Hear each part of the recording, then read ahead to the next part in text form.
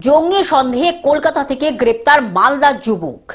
জঙ্গি সন্দেহে কলকাতা থেকে গ্রেপ্তার মালদার মানিকচকের গোপালপুর গ্রাম পঞ্চায়েতের আশিন টোলার যুবক উমর ফারুক।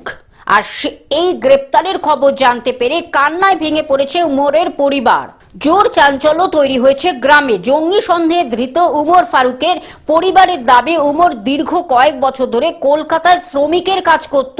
আরও দাবি, উমর খুব ভালো ছেলে, সে জঙ্গি কার্যকলাপে যুক্ত নয়, তাকে ফাঁসানো হয়েছে। পরিবার এই দাবি করলেও উমরের গ্রেপ্তারি নিয়ে দ্বন্দ্বে রয়েছেন গ্রামবাসীরা। তাদের বক্তব্য, এমনিতে তারা উমরকে ভালো ছেলে বলেই জানতেন, তবে বাইরে কি করত সেই সম্পর্কে তারা কিছু জানেন না।